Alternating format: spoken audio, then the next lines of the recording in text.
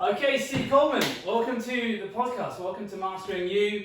And we had a little chat before this, and I was just explaining to you why I so wanted you on the podcast. You know, the Mastering You, the whole philosophy is to help improve people's lives, share motivational and inspirational stories, and also learn the lessons of self-mastery that have helped people achieve the successes that they've achieved. And as I've just mentioned in the intro, you've got many of them to share. So I want to share them with the listeners today.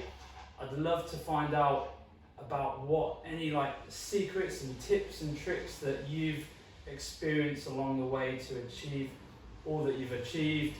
Obviously at LPT, it's all about lifestyle performance. So if we can delve into nutrition and fitness and mindset and all those things that have helped you get your career to where it is, that would be amazing. But first, should we start at the start? Yeah, absolutely. Yeah. So, so at this point in your career, would you say that martial arts is what you're most well known for? I'm guessing. Definitely. Yeah. Yeah, it's definitely the first thing. So what started all that? Well, where did that all start? Back when I was around 6 years old. Okay. Back in the mid 80s. Yeah. A friend of mine, Sean Eady, was already taking part in karate classes. I had no idea what it was at the time. And I just happened to be around his house, and he put a movie on called No Retreat, No Surrender. Right, okay. Which, if you watch it these days, is absolutely terrible. Okay. Back then was a fantastic movie for the 1980s. Lots of really cheesy martial arts action. One of Van Damme's very first films as well. Oh, really? Yeah. We sat and watched that, even though we probably shouldn't. I think it was a 15 or something like that. Okay. And I was just awestruck by the way these guys move, doing all these spinning kicks and all that kind of thing. And I said to Sean, I said, what is all this? What's karate and all that? He then went on to show me his karate belts, his coloured belts that he'd been getting through his karate class. So him and his older brother Luke had been going to a karate class and training and getting involved in all of that. Of course, I was like, wow, okay, I want to get involved in this as well. Yeah. I ended up joining that karate class, which was at the Windmill Club. Okay. The snooker club. Yes, Yeah. it was. Yeah, it was at the snooker club. So that was previously a. It was a pub, and the snooker club was on the other side. Ah, right. Okay. I'm not sure what it is now. Still a snooker club. Yeah. My coach at the time, Sensei Barney, we called him. Yeah. He basically ran a karate class on Tuesday nights, and I went to that and got started. Oh wow. So I competed in karate for about, it must have been about 4, 5, 6 years at least, I think. Okay. Around that sort of time. So what belt did you make? I got to black belt, Okay. junior black belt, competed locally, regionally and nationally at junior level. Did very, very well, found that I had a knack for competing in martial arts, really, really enjoyed it. But it was very much spurred along by my older brother, Andrew. So Andrew was already involved in Kung Fu and all that sort of thing. Really into martial arts movies in the 80s and early 90s. Yeah. I think because I had quite an interest in it as well. Is he an older brother? Yes, he's older. Okay. He's older than So I you am, got to learn a little bit. I always think if you've got that elder or someone that's elder who's already got some knowledge or some passion, that you've got a little bit of an advantage because you're younger and you've got more time. That's right. Yeah. I definitely looked up to him for many years. His training, his enthusiasm, and all that kind of thing. And it was Andrew and his interest in Kung Fu, Chinese martial arts, that made me decide to quit doing karate and then start doing Kung Fu. Okay. There wasn't much in the way of Kung Fu classes in Kettering at the time. I did eventually find 1 or 2 smaller classes, Wing Chun and Praying Mantis. But I ended up buying loads of books. So I started paying around at 12 years old. The money that I got, I started going to W.H. Smith and ordering books, martial arts books.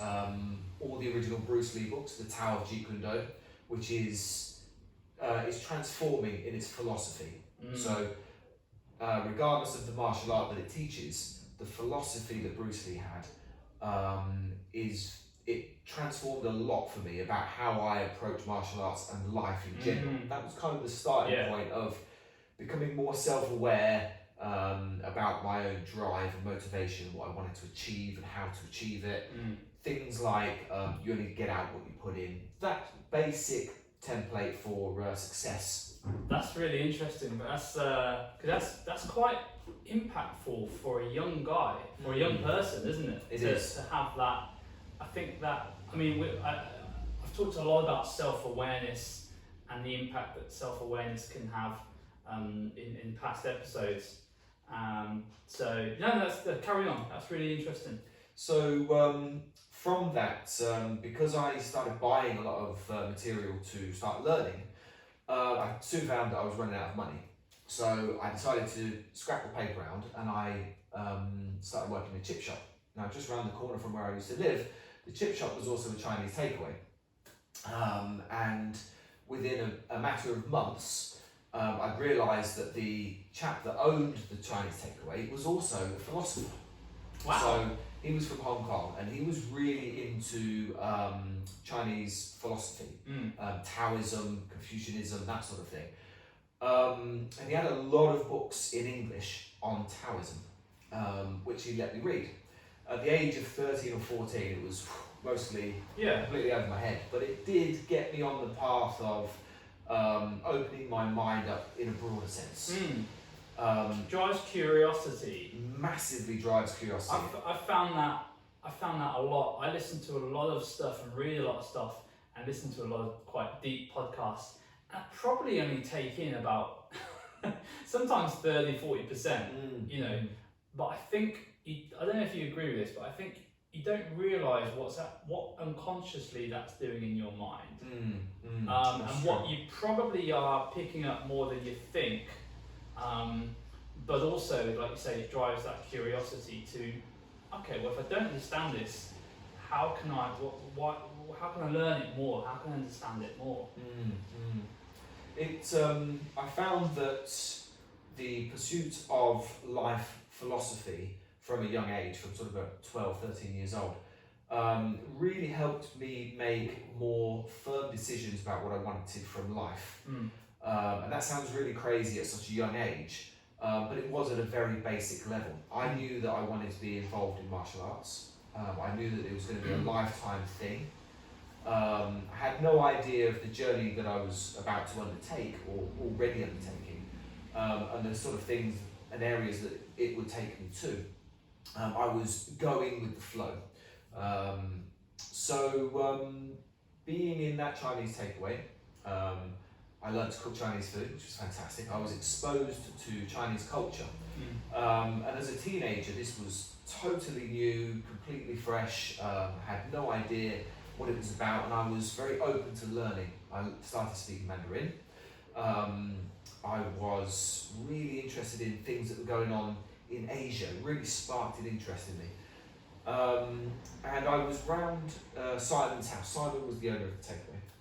I was around his house one day having lunch, and they were watching a Chinese news channel. And I remember very vividly whatever it is they were talking about, because I couldn't understand what they were talking at the time. This girl came on and she was doing this very fast and ferocious type of kung fu, and I was like, wow, what is this? Simon said, oh, this is called wushu. And I was like, what's wushu? I mean, is it kung fu? What is it? And he said, oh, it's wushu. It's the national sport of China. So basically it's the same as kung fu, but it's used for teaching in schools, health and fitness, but it's primarily a sport. It's an Olympic recognised sport. And people train and compete in it at international level. And I was like, wow, wushu. So, as I always do, bearing in mind back then we had no internet, no mobile phones or anything like that. Books. So I went to the library, they had nothing on wushu. Wow. I went to Waterstones, which had just opened up in Kettering. I was like, wushu, what have you got? Of course, they went on the computer. Oh, we've got nothing. So I went down to Chinatown in London to the culture stores, and I just started flicking through everything. Wow. And how old were you at this point? 14 going on 15. Yeah. I think I was about 14. At which point I was also in the Army Cadets. Right. So I was also intrigued to get involved in the military in some capacity. I'd seen the Army Cadets at my school, and I was oh, quite like the idea of that, and I joined that. So on a sort of side note, I was in the Army Cadets and the Royal Marine Cadets throughout my whole teenage time, which was sort of giving me the inspiration to maybe have a military career post school. Yeah. That's where I was thinking. So I was trying to keep my options open, but think about something that I would be good at and I would be interested in. So anyway, I used to travel down to London on the train at about 14, 15 years old. Sometimes on my own, sometimes with Simon and his family. And lo and behold, I started finding books on Wushu. Most of them were in Chinese, so I had no idea what they said. Couldn't read Chinese at all. But there are so many pictures. And I ended up buying dozens and dozens of Wushu books. And just learning what I could. The ones in English, obviously, were not very well written in English. Yeah. I did learn as much as I What could. What was it about the books that you were buying? Was it just the images, the pictures were very inspiring? Yeah, very much so. It was guys and girls doing these incredible martial arts poses. I guess if you were inspired originally from what was on the screen, you had that was probably something that was interesting you, right? What you see on the screen. I mean, let's face it. What you see on the screen in a martial art movie is very different to what may happen on the street in a street fight, right? It looks, even though it's impactful, it looks cool. It's it's there's like an art about it, isn't there? That's correct. Yeah. And I suppose was that translating from the books that you were reading? Yeah. So Wushu is a performance sport more than it is a martial art, and this is where I sort of changed from martial arts for the stereotypical use, which is self-defense, to martial arts for performance and competition. So Wushu is primarily a sport for performance. Yeah. Okay. The thing about Wushu is it looks fantastic in its performance because it's a performance art, and that initial inspiration I had as a kid watching martial arts on the movies, and this new Wushu thing that I'd found in my mid-teens. They were very, very closely knit, and I think that's what really pulled me into Wushu. Almost by fate as well. Andrew, my older brother, came home one day with this yellow book called Wushu, or the Basics of Wushu, I think it's called. And it was a book that was printed in 1981, the same year I was born, written by Donnie Yen's mother, Bo Sin Mark. And it was it was an American piece, but it was in very, very good English with photographs of everybody doing Wushu, no-handed cartwheels, spears, swords, all sort of thing. And when he brought it home, obviously I was never allowed to touch his stuff. Waiting for Andrew to leave the house to go to work. I was like, wow, this is amazing. I was like writing down the training exercises and all that kind of the book back. I have since bought my own copy, but it is a very, very good starting point for Wushu, and I trained all the stuff in that book for months and months and months and months. But it wasn't until I was about 16, I think it was about 16 or 16, that I actually started going to a Wushu class in London, and actually training properly under a coach. How often would you be training? I would train myself every single day, and I would do it before school or after school.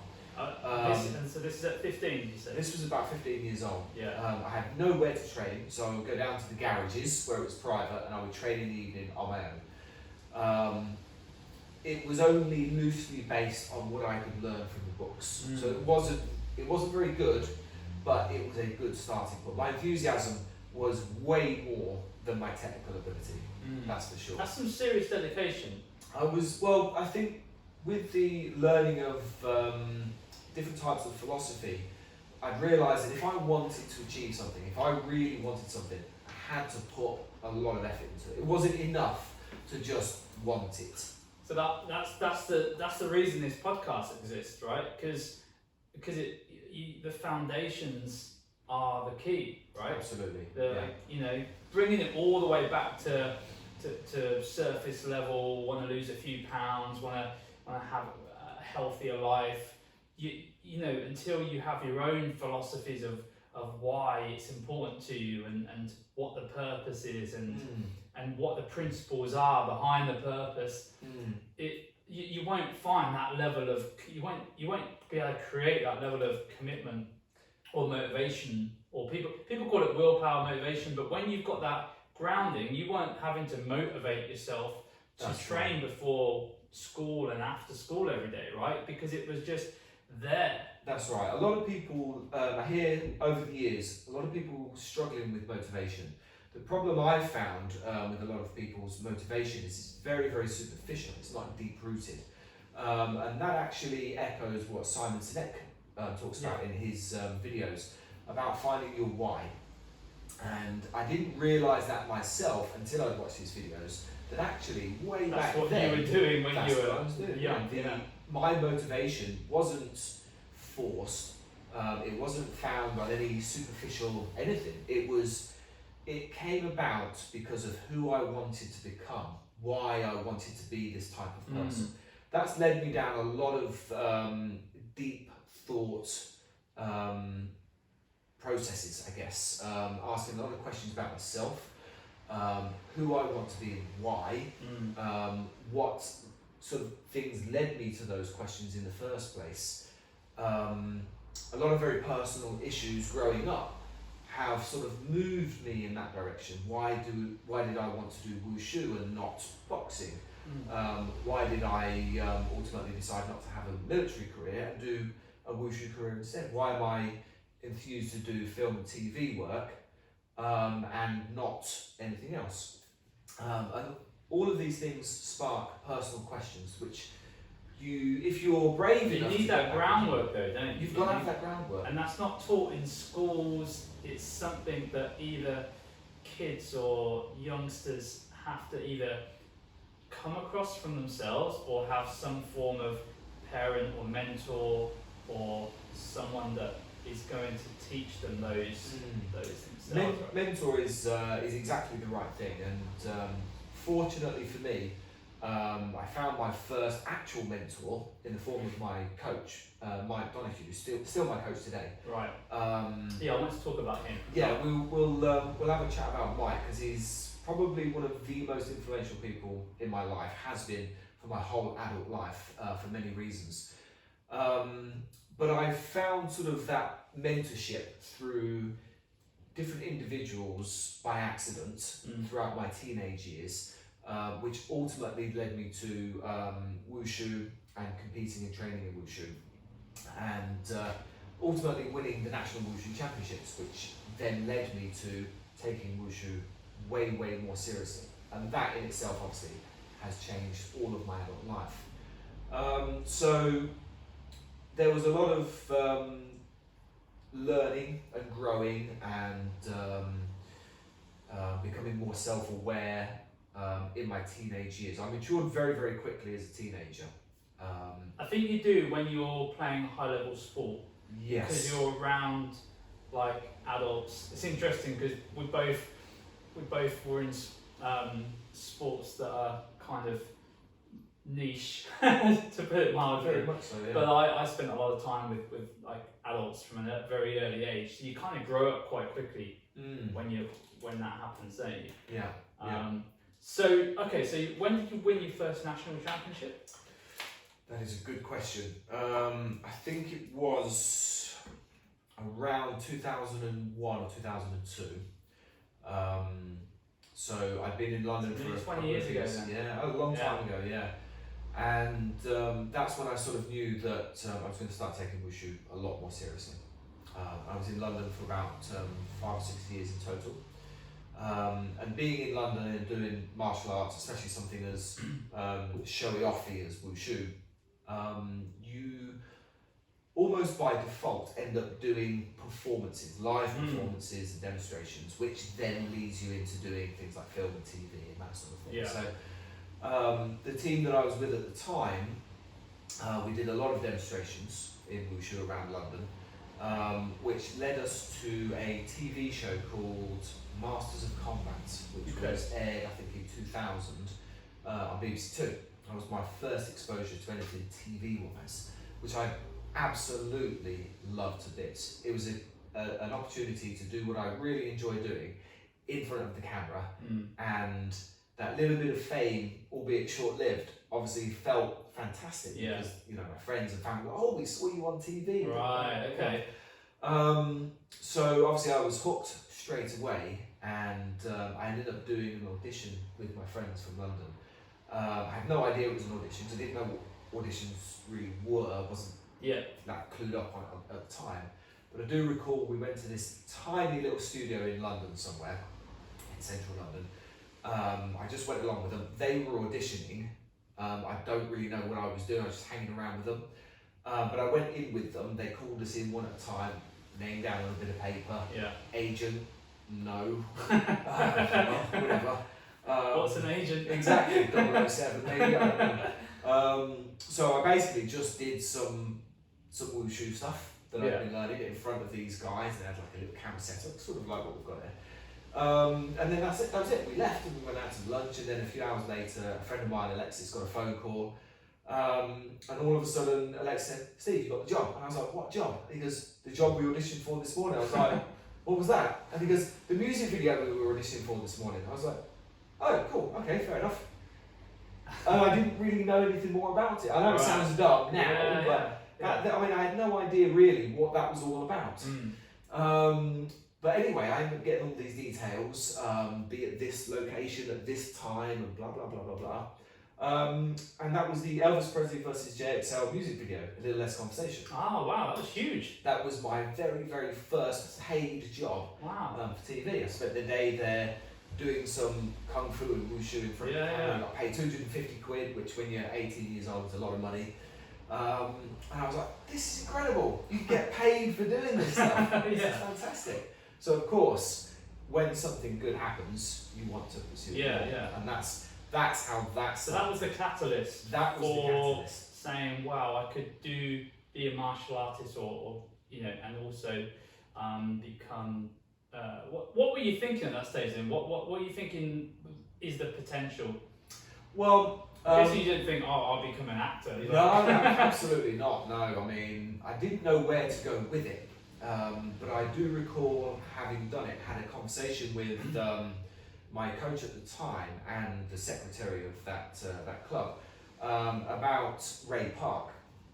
Now, Ray Park was also a wushu athlete in the 1990s. One of Great Britain's best wushu athletes. In fact, he was a European champion as well. Okay. And at the time, I didn't really know much about Ray Park. I ended up watching some old videos of him competing, and I had this overwhelming desire to sort of overcome everything that he's achieved. I saw him and I was like, he is the best wushu athlete at the time. I was like, my job now is to be the best wushu athlete. Everything that he has done, I want to do better. Okay. And I got a little bit obsessed with finding videos of him, seeing what he was good at, what he was known for, his competition results, what his favourite weapons were. And it became a very specific objective for me to beat Ray Park, even though I couldn't because he'd retired from wushu, because he was became a stuntman. He was Darth Maul in Star Wars Episode 1, The Phantom Menace. Oh, wow. He was the Phantom Menace. Wow. So literally by the time I started training in London, he had just finished. And I made it my mission to be a better wushu athlete, a more well-known wushu athlete than Ray Park. I wanted everybody in Great Britain, when they thought about or talked about wushu, to say Steve Coleman, because at the moment it's Ray Park. So that became my mission for wushu. But also having just done that music video, I was like, so this is where Ray went with his wushu. That's interesting. Yeah. So I want to do sort of what Ray's doing. So I want to get into stunts. I want to be able to do wushu in front of the camera and get paid for it, which would be fantastic alongside training for competition. So these things were starting to jigsaw themselves together. And Ray Park was sort of like almost like a target on the wall. Even though I'd never met him, I'd never spoken to him at the time, and obviously I had no angst against him or anything like that. But what he'd done and what he'd achieved became a target for me. I think that's quite a common thing, isn't it? Particularly people that get into sports, but I think particularly at a younger age, having someone that you can kind of, you don't want to copy them or you don't want to be, but almost like a guiding post. It's like, that's the direction. That's the direction I want to go in. Yes, I think that's quite powerful, isn't it? I think it's very important to have role models of some description, not to get carried away or obsessed with them and by them, but to see what they've done and use their experience as a template so that you can find your own path via that template. It's never going to be exactly the same, but you can at least benefit from their experience. I think that's a big mistake people make with social media is obviously the big talking point all the time at the moment is how social media is having a big impact on people's mental health. Yeah. And I think the issue is people compare themselves to these people rather than using them as inspiration, like obviously following the right people that you want to find inspiration from. But if you see a guy or a girl that has an ideal body that you think that you aspire to, rather than using that and thinking, oh, I'm never going to be like that, and taking it personally, using that as that's my like you did, like that's the thing that I'm going to use a bit of that for my motivation to work hard in the gym. Yeah. If it's growing your business, maybe there's a business person that has traits. And I think if you look at the people that you highly respect, and anyone listening to this on your podcast, on this podcast, like if you look at the traits of those people, because you're not going to agree with all of the traits of everyone, right? No, absolutely. You can look at people that are really controversial. You can look at the President Trumps of the world, and you could hate every aspect of him. But there might be this, there's no denying that people of that stature, there's going to be having strengths that you want to aspire to. Absolutely, yeah. And I think that's really key in today's world. Like obviously back when you were at this stage, just building your career, you just had books, and maybe mentors, but now people have endless amounts of inspiration at the fingertips, but it's almost like overkill and that they kind of utilize. Would you agree with that? Yeah, I think that social media has saturated that for sure, and I think people now have so much opportunity for inspiration that they can't help but to start comparing.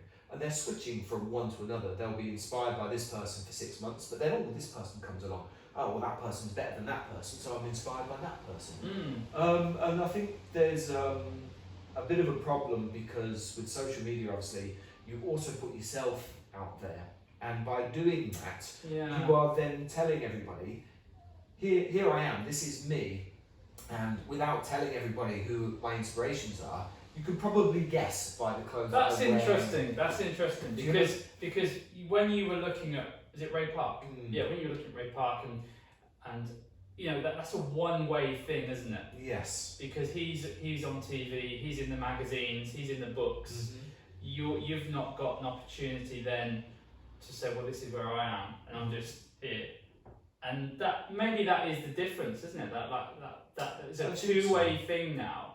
And you just got to realise it doesn't matter what point you're at, it doesn't matter where you're at, you're on your own journey. And I think people forget what people have gone through to get to where they're at as well. Because a lot of the time, if people knew what people had to go through to get to where they're at, they probably wouldn't want to take that journey. No, I mean, the truth of struggle to success is more failures than success. I mean, Michael Jordan obviously being the perfect example, we all know that one. But I would hazard a guess that 99.99% of people that have achieved any type of a success have failed more times than most people would be willing to take on to achieve that success. But that's why the motivation has to come from the why.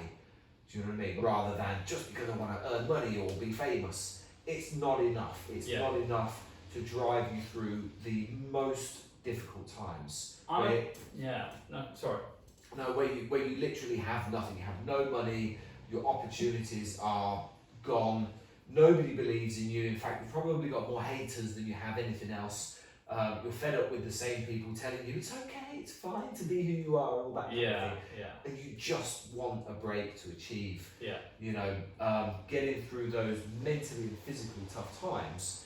Your motivation has to be so deep rooted that you just unconsciously know that you're gonna get somewhere if you just keep going. And that's why I guess like the enjoyment and in loving the process is so important, right? Yes. Because if you I imagine like it's well known, acting as a career is well known for being pretty brutal. Yeah. Because you have to go through so many auditions, you're going to get many knockbacks, and you having that fighter mentality of just getting back up again, just going back to the next audition, and I'm guessing you've had to learn that over the years, right? Yeah, I mean, Wushu in itself, being an athlete in Wushu, bearing in mind that in England, Wushu is a practically unknown sport. You could go pretty much anywhere in the country, stop somebody at random and go, do you know what Wushu is? And pretty much every time, women will have no idea what you're talking about. Because of how unknown Wushu is, it's made it very, very difficult for anybody in this country to be good at it. Whereas in Asia, it's massive. It's in schools, it's everywhere. So a lot of people take part in it, and a lot of people are very good at it. So to do well in Wushu, with very little opportunity, very little funding, or anything like that in this country, you've got to be either crazy, which I think I probably am slightly, or extremely determined to achieve something that nobody else has achieved. Yeah. Do you know what I mean? And love the process. Absolutely love the process. And every time I think about my history in Wushu training, right from the very beginning, there is a lot of difficulties and hardships before there was any real successes. In fact, my greater successes in Wushu came much later on. And it's there's a saying actually from Ayrton Senna, I believe it was Ayrton Senna, who said there's something to be said for longevity. And he obviously was in Formula One for a very, very long time. And I remember seeing that saying written down somewhere back in sort of 2004, 2005. Yeah. And I thought to myself, that's something that nobody's ever done in Wushu. People in Wushu athletes' careers are 5, 6, 7 years, 8 years sometimes. It's a very quick, over and done with sort of thing for young people in their early mid-20s. And I read that saying, there is something to be said about longevity. And I thought, that's really interesting. I'm going to do that. I'm going to be that one person that just keeps going. And people are going to know me for Wushu, for being involved in Wushu for years, for decades. And already, I mean, now I'm coming up to I'm going to be 40 next year. And nobody really competes at Wushu at 40 years old. Not least at international level. But I plan to be either the first or one of the minority in order to do that. So I'm very, very much influenced by things like that. I'll see something and it will spark something in me, and I'll carry that. So is that one of the key drivers, is just that longevity factor? Yeah, longevity for sure, because I don't like things that are easy come, easy go. And because they're not memorable. Saying by Bruce Lee from the Tower of Jeet Kune Do actually is the key to immortality is to first live a life worth remembering. And I will always remember that. I learned that when I read that book when I was 13 years old. And obviously that sparked a massive question. What can I do? What book is that again? It's called The Tao of Jeet Kune Do. So Jeet Kune Do is the martial art. The Tao of Jeet Kune Do is sort of his philosophy behind it. I've read Striking Thoughts. Loved that. I haven't read that one. A lot of Bruce Lee's books will have a lot of his philosophy in there, because he was a philosophy major in the United States, and his philosophy is very, very inspiring. But that particular quote, "The key to immortality is to first live a life worth remembering," that stuck with me for a very, very long time. And then when I got that Ayrton Senna quote, I'm sure it was Ayrton Senna, I might have to double check that, about longevity, I was like, people remember people for doing something over a very long period of time. Yeah. And over this long period of time, I haven't always been the best, haven't always won everything. There are other people that are better than me, that have been better than me. I've been beaten by many people as well in competition. It's never a case of always at the top, stay at the top. I think longevity is a really good philosophy for all aspects of life, isn't it? Like if you start a business, like people want, I mean, where are we? LPT, like 12, 15 years now. If I knew that you'd have to get to the point where we're at now, the amount of work we'd have to do, at that stage, early on, you're like, oh, really? If someone to lay out what you'd have to do to get to where you're at, you probably wouldn't do it. But I think it is key to have that. And I think, like you said, the greats are remembered for it. Like Roger Federer, he's going to go down as a legend. Yeah. I mean, there are many sports stars, aren't there, that they achieve big things, but they have quite short careers. Obviously, my background sports snooker, like Ronnie O'Sullivan's just won his 6th world title. Perfect example of longevity. He actually said, interestingly, I actually picked up on it when they did the awards ceremony. He actually said, because they're talking about, are you the greatest now? Even though Stephen Hendry's won it 7 times, he's like, well, he's quite modest, but I'm not too bothered about that. But I'm very proud of the longevity because I think he's the first snooker player to win in all 3 different decades. Wow. And no doubt will probably win a 7th or even 8th. But I think so. And the interesting thing that I'll curve around, like Ronnie got into fitness. Ronnie is like an athlete in himself, runner, and has been for about 8-10 years now, super into his running. And I'm a massive believer that the combination of that added to the fact that he's been working with Steve Peters, who's the mindset guy, the author of the Chimp Paradox. Those 2 things have been the catalyst, in my opinion, to where he's got. And obviously I'm guessing for you, your dedication to fitness has been the reason why you're going to be competing at a world-class level in your 40s. Yeah, absolutely. Yeah, I get a lot of questions from younger athletes over the years when I go to competitions. How and why do you keep doing wushu? The answer to the why is because I can, and because nobody else does it, and because I still really, really enjoy it. The process of training, the hardship, the challenges. And the thrill of competing, that whole adrenaline rush. And if you win, fantastic, that's an added bonus. But the key is obviously the process and what you have to do to get there. The how is very much in education about health, fitness, and your age. So it's no secret that as you get older, things do get more difficult. But it doesn't necessarily mean that you have to stop doing them. This is a myth that a lot of people really need to get rid of. Just because you get into your 30s and then into your 40s, you don't have to stop doing what you enjoy doing. You just have to find a better way of going about it. So for me, the difference between wushu in my 20s and my 30s basically meant I started doing less skill training and more physical conditioning and paying more attention to my diet and my overall lifestyle. Reducing stress, bringing in more positives, relaxing more, eating even more clean than I used to, knowing what I'm feeding my body, but understanding that as I get older, my metabolism slows down, recovery takes longer, I can't smash training as hard as I used to in my 20s, but I can still find ways to be very effective to achieve the results I need to be able to compete at the highest level.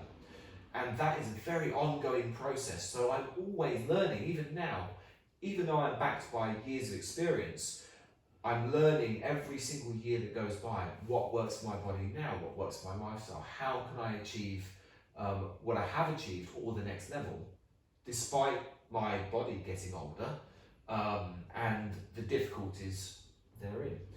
A lot of that, though, basically comes down to the philosophy that my coach helped me get involved with. So my coach, Mike, he's been my mentor ever since I've known him, so about 20 years. And he got me onto Napoleon Hill.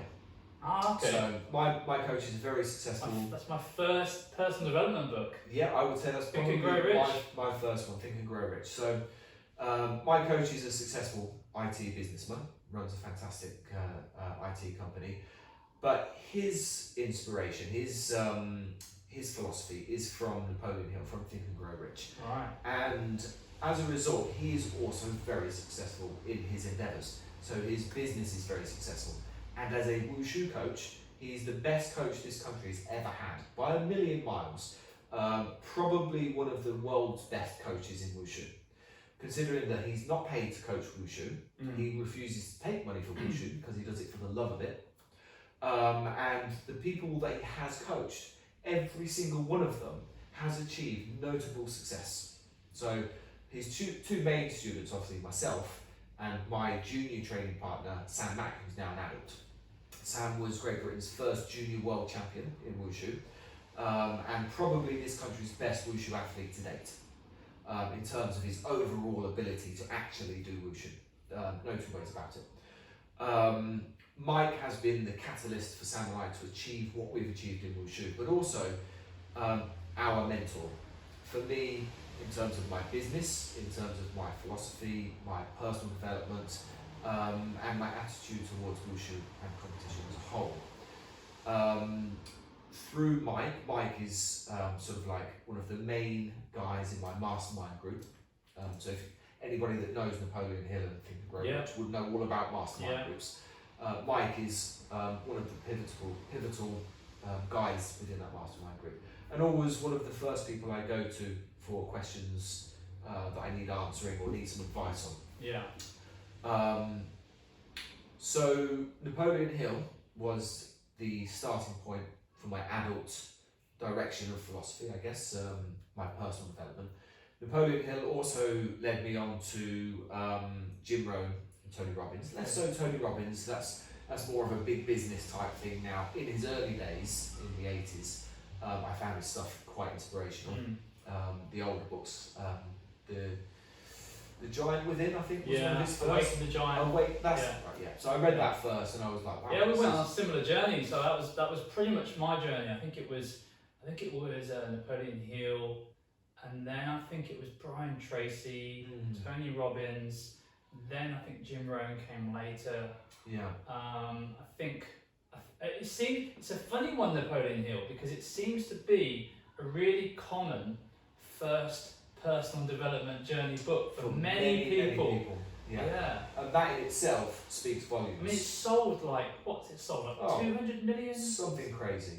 But, you know, if you have faith in the process and really put yourself into that, like really understand the book. I mean, it took me about 3 or 4 times of reading the book to fully absorb it, because it's so information heavy, and you really have to let go of a lot of things that you are conditioned to think about in order to fully appreciate what this book is telling you.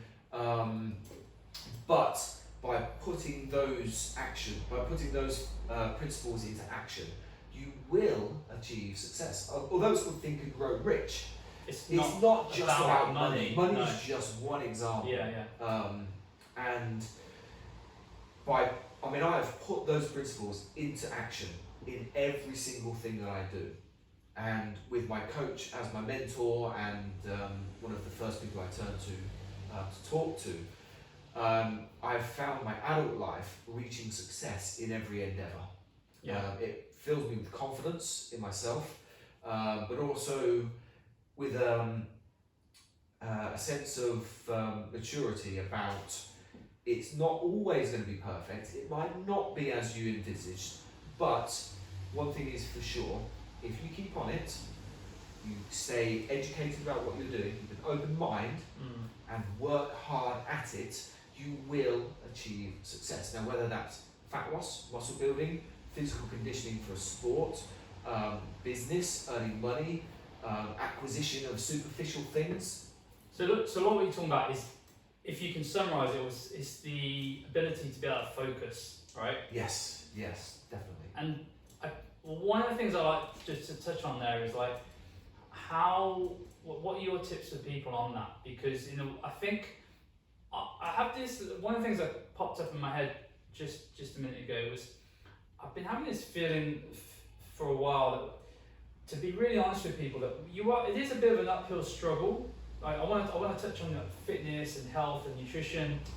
We do live in a world where in some ways it's harder than ever to stay focused with all of the different distractions there are around us, with social media and media in general. Then you've got the nutrition side. So, we live in a day and age where you can just order your shopping without even having to walk to the shops or drive to the shops. You can have food delivered to your door, you can have takeaways delivered. People don't even have to get up to cook now. People can work from home. People are having to work from home. Yeah. And so, there was a time, only 20, 30 years ago, where you had to walk to work.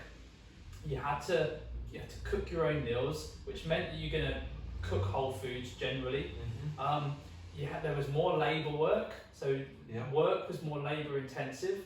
And so you had to move your body, but the default was, we didn't have an obesity epidemic. That's right. We now have an obesity epidemic of mass proportion. And so I kind of feel like people need to be of the understanding that we have like an uphill, we're working against the tide. That's the way I look at it. Like, you're swimming against the tide a little bit if your goal is to live a kind of meaningful, high-performing, healthy life. Because everything that's coming towards you is kind of not working towards all of those things. It's not, some people may argue that. It's just kind of my feeling that you need to be more educated than ever on food and nutrition. And you need to have that self-awareness around, this is the current scenario. And it feels to me like a lot of people have succumbed to, well, this is just normal now. And the new normal is well, it's not a bad thing because this is just the way it is. Where actually you're almost 40 and you're competing as an athlete in the 1% or less than 1% of the world. And so there's got to be many lessons to be learned of how do you maintain the mentality to swim against the tide without it being an effort. I would say the most significant thing, if I could describe one trait about myself, which I would say determines everything that I've achieved and will achieve, is hard work. Now, hard work means a lot of different things to different people, and it's relative to individuals as well. What's hard work for you may or may not be hard work for me, and vice versa. Hard work is working outside the comfort zone, in whatever capacity that might be. That doesn't necessarily mean in a physical context. It might mean that in the fridge you have a chocolate bar and you have some fresh fish and you're hungry. Fresh fish is going to take time to cook and prepare and everything, but it's nutritionally way better for you than eating that chocolate bar, obviously. Working outside your comfort zone, i.e. hard work, is the answer to achieving whatever it is you're trying to achieve. The easy thing is to just have the chocolate bar. The hard work is to take that piece of fish, or whatever it is that piece of food might be that's good for you, prepare it, cook it, wait, then eat it. That's hard work. And that's a very simple thing that many people these days really struggle. Like, people have that's interesting. So like the hard work that used to be, let's say, the labour-intensive jobs that people would have. The labour work now is more of a mental hardship, isn't it? Yes. The mental hardship of understanding that our decisions maybe more difficult. Yes, that's the thing. So in this day and age, we live in a society globally of convenience. Technology has allowed us to live a much more luxurious and convenient lifestyle. Without putting roses on it, we're a lot lazier than we used to be. Yeah, yeah.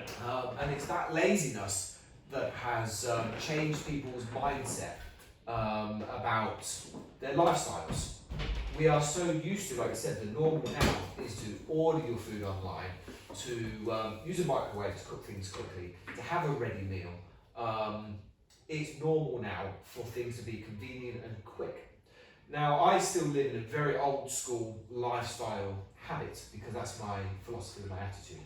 My business, although it's been going for 20 years, I still do my business myself, the fencing business. Yeah. I'm out on the tools, digging holes every single day. It's not glamorous, it's very dirty, it's cold outside, it's hot outside, it's a very labour intensive job. And a lot of people will look down on it. Society and culture, especially social media, will be like, oh, what a working class job that is. Actually, without going into detail, the money that the business makes for me through my hard work is quite considerably more than most people in digital jobs and IT jobs and that sort of thing. And that's because of the effort that I put into doing it. Yeah. The byproduct of that is it develops a mental attitude of working hard. Now, everything that I do carries those same principles and philosophy of working hard.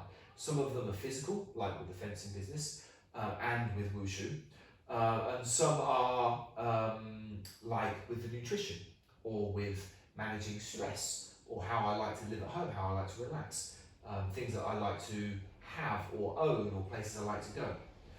Usually anything of great effort, people are put off by doing because that is the normal lifestyle for them. They don't know how to develop that hard work mental attitude. And it is relative to everybody. So like kids growing up today. What's the answer then? What is, what is it? Is it just doing the work? It is choosing the difficult option. Now, that's not to say that the difficult option for me is necessarily right for you, because it's relative. I think the gym analogy is always good, isn't it? Yeah. The person that comes into the gym and has never trained before, and they do a squat session. If they do a squat session with you, they ain't walking for 2 weeks. That's right. Yeah. But they do a lighter squat session to start with. Yeah. And then the people that train with us here, the first week, they're like, I get texts and calls. Oh, Matt, I can't. I'm really aching. Yeah. Yes, you will ache. But then your body gets conditioned, just like when you start to do hard things, hard work. Yeah. You almost start to enjoy it because you get that fulfillment factor of, I can do this. Just like when you see the weights go up in the gym, it's like, wow, I used to struggle with this weight and now this is easy. And the gym is a great starting point for many people who want to better their lifestyle in all areas, because it does teach you that mental attitude that hard work will reap success. It will give you results. Regardless of where you are in that journey, if you are willing to work outside your comfort zone, then you will improve upon that in every aspect. But most importantly, in the gym, it's very, very simple to get involved in that. And it's less about the physical and more about the mental. You've got to be willing to do that. Yeah. If you're willing to step into the gym and take a class, and then for the next 3 or 4 days you're sore because of that class, that's great. You have just stepped up your level and worked outside your comfort zone and added to your mental fitness points. Yeah. But the knock-on effect of that is, when you reach for that chocolate bar or that piece of fish, you're probably more inclined to go for the fish, because actually I'm kind of getting used to hard work. Yeah. And I'm getting good at working hard. Yeah. And one thing that is true about me is I'm very good at working hard. That's what I've done my whole life, because I know that it works and I've got a proven track record. But also, because when you keep saying hard work, it can be off-putting for people to listen to. But what you got to remember is, what have anyone listened to this? What have you ever achieved that you're really proud of? And I can guarantee any person that thinks about that, there probably was a form of hardship in there. Guaranteed. And anything that if you just say, you're not going to say, oh, well, I watched a Netflix series last night. Like, you know, it's not going to be anything like that. It's always going to be something that you, whether it was a degree that you worked for, whether it was a course that you completed, whether it was, you know, something that you organised, something that was really took you through hardship, because it's only through that you actually get the fulfillment factor. For sure, yeah. Nothing great was ever achieved just by thinking about it. Yeah. You know, even in academics, if you want an A star at GCSE or A levels or in your degree, you have to study hard. You have to sacrifice those hours where you don't go out drinking and socialising or doing it, whatever it is you want to do, but instead you stay in and you study and you learn this subject or this topic, and then when you revise and you go to that exam, you're prepared, you're ready, you're confident, you've worked hard, and what happens? You get the A star grades. You do that on enough exams, guess what? You get entry to Oxford, Cambridge, King's College, Loughborough University, whatever it is you're looking to do. So that in itself, just that as an example, dramatically changes your lifestyle. You come away from one of those highly established universities with a degree, the options for you to move into a high-paid, high-profile job are massively different from a different university that you could have gone to, simply because at the age of 15 or 16 or 17 or 18, you decided not to go out when you could have. Instead, you stayed in and you studied hard. Yeah. You're working hard. But that mental attitude is what gives you those results. And that when you achieve that in, say, you know, your athlete, you know, in Wushu, or whether it translates into other areas of your life, right? So for sure. I'm curious. So with regards to challenges, would you say there's bigger or just different challenges when it comes to, you know, building your acting and your stuntman career compared to your Wushu championships? One thing I've learned over the last 20 years is that the subject matter changes, depending on what you're interested in, but the principles of philosophy remain the same. And this is why Napoleon Hill says it's a life philosophy. It's a life-transforming philosophy. And it can be applied to anything and everything, from the smallest to the very, very largest. And depending on how much of your time and effort you want to put into those pursuits, will ultimately result in how much success you're going to achieve. You know, if you decide to diet, for example, 1 day per week, then it's going to take you many, many, many months to achieve your dietary goals. Yes, I had that experience today where I wrote what I felt like a really good social media post, and it got crickets. Yeah. But I didn't care because I knew it meant a lot to me.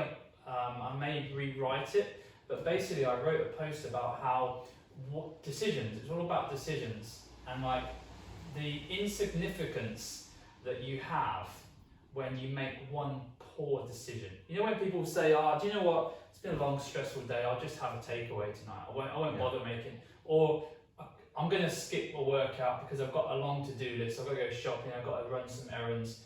And like those in the moment, they seem like completely insignificant. Yeah. Without realizing, and what I wrote, the post was all about tomorrow. There's not always another tomorrow, because people tell themselves, I'll do the workout tomorrow. I'll eat the healthy food tomorrow. I'll start the diet on Monday is one of the most popular ones, right? Yeah. But we all know life isn't infinite. No, there's not always going to be a tomorrow, and you've got to take those small decisions, those in the moment decisions. We're all going to have them because we're human, but one really good goal is to try and reduce the amount of times we tell that story to ourselves, that bullshit story that there's just tomorrow. I can do it tomorrow. And the more times you tell that story, the problem is that can become a habit, and people habituate that. Yes, absolutely. And then that does that. You really are swimming against the tide, because you know if you're doing that for 10 years, and then suddenly you find yourself 3, 4, 5 stone overweight, you know, energy, diabetes, you've got a big task on your hand, and it's not too late to make change. Many of our members make transformational changes at that point, but you don't really want it to get to that point. No, I think that's the problem with society in general. We are massive procrastinators, and it's all we don't have this idea that time is running out, and it's not a nice thing to think about. I mean, I like to really open my mind to the vastness of the universe and the infiniteness of time and space and all of that kind of thing, and it makes me realise just how small and insignificant I am in the grand scheme of the universe. And that's not to put a negative spin on it, but it does make me realise that actually time for us as human beings on this planet is finite. And the sooner we get started on that we want to achieve, the sooner we can start seeing results from the effort. Well, it's having that perspective, isn't it? It's putting everything in perspective, because time gives us perspective. Yeah. And you're honest with yourself. Mm-hmm. So I don't want to get, just to finish up, we've got like 5-10 minutes left. Like, what does a typical training week look like for you? You know, are we talking, you said you got more into conditioning. How much time, if you're coming up to a competition, would you spend on skill work compared to like conditioning work? So, like most sports at a very, very high level, training is not the same year throughout. Yeah. It can't possibly be, because you would burn out or you would just plateau and get bored. So I tend to put my training year into 3 segments: off-season, pre-season, and competition season, which is quite standard for most sports. Yeah. Competition season is the shortest time period of training, but also the most high intensive, and also the highest possibility of injury and burnout, which for that period of time requires the most amount of focus and dedication to every aspect of my life in order for it to work and for me to peak at the right time of competition. So looking at competition season specifically, we choose the major competition for the year, sometimes it's the Europeans or the Worlds, and then everything leads up to that. All the off-season and pre-season training leads up to that. We then have a window of anything from 3 months to 6 weeks in order to have this competition season training, and that escalates in intensity right up to the week of competition. The diet becomes a lot stricter. Yeah. I even at the So is the goal with the diet to be as light as you can? it's to be as lean as I can. Right. Okay. Because I used to think that being lighter was going to be the answer, but actually power to weight ratio is relative. You could be very, very light, but you might not have a lot of muscle mass, therefore you don't have a good power to weight ratio. Yeah. There's that happy medium, and that takes years to discover about yourself. It's a very power-based sport, right? Very explosive power. One thing I haven't mentioned, like the reason me and Steve met how many years ago? At least, must have been about 12, 13 years or something like that. Was you were my first athlete I trained you up until the Beijing Olympics, right? That's correct, yeah. And I've got to say that was some of the funnest training I've ever done with anyone ever since. I mean, some of the stuff that we were doing, some of the jumps and lots of plyometric work, lots of high jump work. We were doing stuff that I didn't think people could do. You were like, try and hit the bar on my hips and I'll jump over it. And I went, yeah. Okay. But so yeah, I mean, just going back to training, very, very power based. So you want to keep that a certain amount of lean muscle mass. That's correct, yeah. So I spent a lot of time, sort of 2012, 2013, as I was getting into my 30s, learning about body composition and how diet and training affects that. Very much from a bodybuilder's perspective. So I have quite a few friends who are competition bodybuilders who get on stage, and they are the masters of body composition manipulation and training. Yeah. Not in the yes, I know what you're saying. not in that sense. Yeah, in the natural sense. In a natural sense. Yeah. So I spent a lot of time learning about that, reading a lot of books, being coached by a lot of people. And I used that to help me manipulate my body composition to be in the best possible shape for peak competition. So my goal is always to be at my lightest but most explosive, which usually means the lowest body fat percentage I can get to, whilst maintaining the highest VO2 max I can achieve, pushing my lactic acid thresholds, but also being as explosive as possible, jumping as high as I can, sprinting as fast as I can, and being as flexible as I can. This is the nature of Wushu. It's so physically demanding in so many areas that are actually contradictory, that trying to keep peak levels of all of them is a very, very difficult job. Yeah. Without getting injured or plateauing or So you're doing a combination of strength training, like are we talking full body weight training? Yeah, it has to be full. Yeah, I mean the off season is where we build power. We build raw strength. So off season, which is 3 to 4 months, I'm heavy squatting, heavy bench pressing, a lot of compound lifts, working on technique like clean and jerk and all of that kind of stuff. I generally tend to go up to about 84 kilos during that time. Eat a lot of food, my calories are quite high. Generally they are anyway, but that's just building this big raw foundation. Pre-season, when smaller competitions begin, I take a step off the massive heavy conditioning and start introducing plyometrics. My diet changes from high carb, high protein, low fat to moderate carb, moderate fat and high protein. Right. Drop some calories during pre-season, start shedding some body fat. Introduce light cardio, nothing too heavy, and basic plyometrics. Competition season is very, very intensive. We're doing a lot of skill training in the Wushu sessions, which is basically our full out competition performances, working very specifically on minor details, ironing out all the small issues, working for consistency more than anything. Week in, week out, building that consistent performance every time. Constantly monitoring our fitness as well, and our injury possibilities. Have you had injuries? I've had injuries. I've never broken a bone, ever, in my life, despite being I've never known you to have an injury.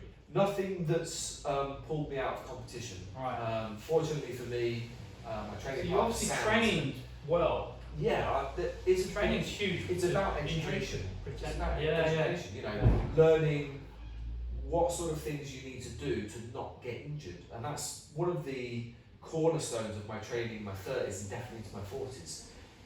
Putting into the conditioning, not just performance enhancement, but the offset of injury. Yeah. So working around the knees, the ankles, the lower back, making sure that these areas are mobile, stable, strong, and ready to take on the Wushu training. Do you know what I mean? So, and the nutrition obviously plays a huge part of that, because that's all part of the recovery. Have you got any competitions coming up, Steve? Not this year, no. All the competitions for this year have been cancelled, obviously. Yeah. We'll be back to it around April next year. Okay. Our first competition will be in Ireland, as it is every year.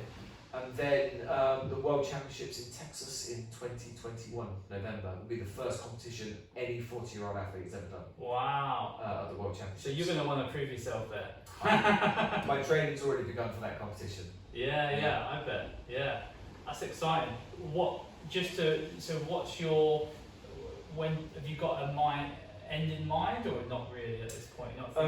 No, I still stick to the philosophy that longevity is key. Yeah. So long as lifestyle and physicality allows, I will continue to compete. Yeah. I often joke that I'm going to stop competing then or whenever, and I'll get too old for this. But in reality, if I'm honest, I will keep going unless something dramatic changes. Yeah. And what about the stuntman and acting? You know, is that busy at the moment? I've just finished a music video actually 2 weeks ago. It was my first job this year for stunt work. Yeah. For a very prolific London rapper. I won't mention his name. Okay. Yeah, because it hasn't been released yet. So. Right. Okay. But it's a one-of-a-kind music video that's never been done before. Some very high-profile stunts. Yeah. So. And you've not injured yourself doing any stunts either? No, actually, never. I've never had a stunt injury that has caused me any long-term injury. Not bumps and bruises is normal for stunt work. Yeah. But touch wood, luckily, I've never been involved in a serious injury. And like just to finish up, just on the mental side, is there much of a difference in the mental preparation that you go through leading up to a wushu competition than say like a big acting role or a big stuntman role? Going back to the idea that my philosophy on everything, the principles are generally the same for everything. I would say the mindset for these things is pretty much the same.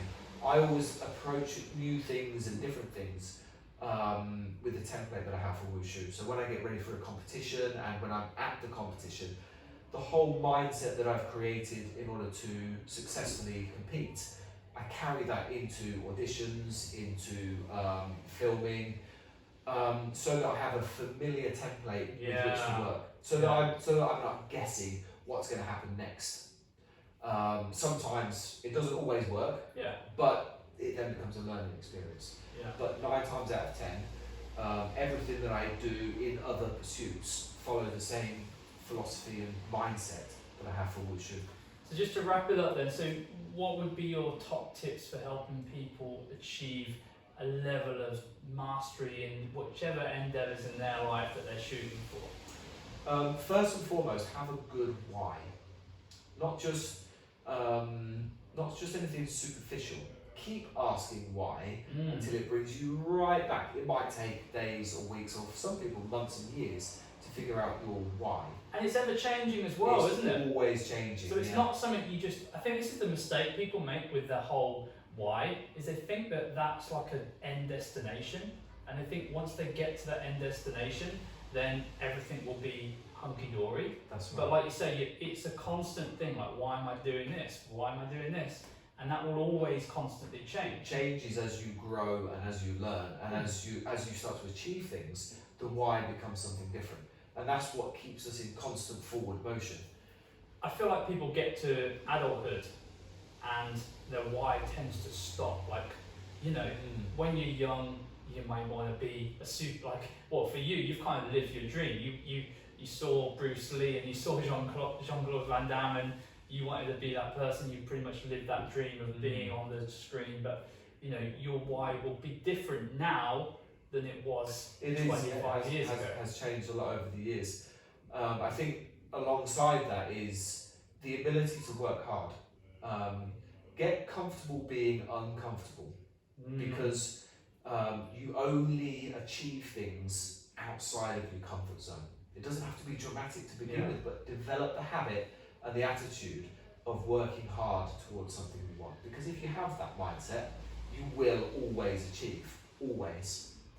I think that's a really awesome place to finish, Steve. I think we could probably be talking for another 3 hours, to be fair, but thanks so much for being on this podcast, and hopefully we can have you back and we can explore some of those topics a little bit more. I'd love to explore coaching next time, if there can be a next time. Yeah, absolutely. Yeah. I particularly want to talk a bit more about your mentor. Maybe we can have him on the podcast. Yeah. But thanks again for joining us. Any last words? Where can people find you? So all of my social media is Steve Wushu. Yeah. One word. That's Steve WUSHU. That's Instagram and Facebook. So if anybody wants to ask me any questions about wushu or acting or stunt work, then by all means reach out to me there. That's it. Any favourite movies that you've been in that you'd recommend? The last movie I did was Six Underground, which was a Michael Bay, Ryan Reynolds film. That was a couple of years ago. If you want to see me get my head blown up, check out Six Underground. It's about probably 20 minutes before the end. I get a flash grenade in the mouth and my head Nice. Claim to fame there. Claim to fame. So a big stunt job for me that was. So it sounds it. Yeah, it was exactly. That's a good movie to check out. Fantastic. Thanks, man. You're welcome. Thank you very much.